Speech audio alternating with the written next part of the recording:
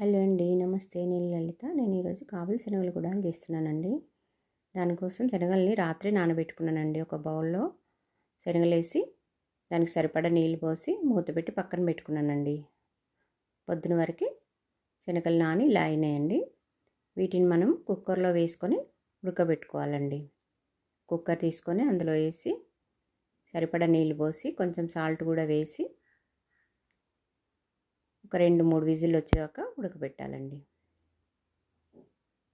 శనగలు ఉడికిపోయినాయండి. ఇలా మెత్తగా ఉడికిపోతే సరిపోద్దండి. వాటిని తీసుకొని మనం ఒక జాలి పెట్టేసి జాలిలో వడపోసుకోవాలి. ఇప్పుడు ఒక కడాయి పెట్టి దాంట్లో నూనె పోసుకొని ఎండుమిర్చి, ఆవాలు, జీలకర్ర కూడా వేసుకొని, జీలకర్ర ఎక్కువ వేసుకోవాలండి. చిన్నగా తరిగిన పచ్చిమిర్చి,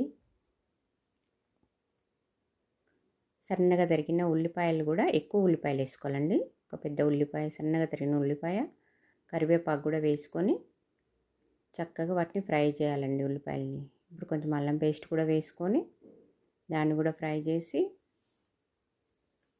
కొద్దిగా పసుపు, ఉప్పు కూడా వేసుకోవాలండి. శనగలు ఉడకబెట్టినప్పుడు కూడా కొంచెం వేసాం కదండి, చూసుకొని సరిపడా కొంచెం వేసుకోవాలి. ఇప్పుడు అందులో శనగలు కూడా వేసుకొని ఉల్లిపాయలు, అల్లం పేస్ట్ అంతా కలిసేటట్టు బాగా కలుపుకుంటూ ఉండాలండి కాసేపు దాకా. అట్లనే కొద్దిసేపు ఫ్రై చేస్తూ ఇప్పుడు కొంచెం కారపొడి వేసుకోవాలండి. పచ్చిమిర్చి వేసాం కదా, కొద్దిగానే వేసుకోవాలి కారపొడి. దాన్ని కూడా ఒకసారి మళ్ళీ కలిపి ఇప్పుడు కొంచెం కొత్తిమీర, ధనియా పౌడర్ వేసుకోవాలండి. ధనియాల పౌడర్ వేసింది స్కిప్ అయిందండి. ఇప్పుడు అంతా కలిసేటట్టు కలుపుకొని ఇంకా సర్వ్ చేసుకోవడమేనండి. వీలైతే నిమ్మకాయ కూడా పిండుకుంటే చాలా బాగుంటుందండి. ఇందులో ప్రోటీన్ శాతం, కాల్షియం కూడా ఎక్కువ ఉండడం వల్ల మన ఆరోగ్యానికి ఎంతో మేలు చేస్తాయండి ఈ శనగలు.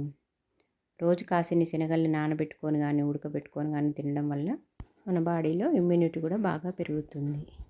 ఇది నాన్ వెజ్ తినని వాళ్ళకు చాలా మంచిదండి. నమస్తే అండి. Thank you.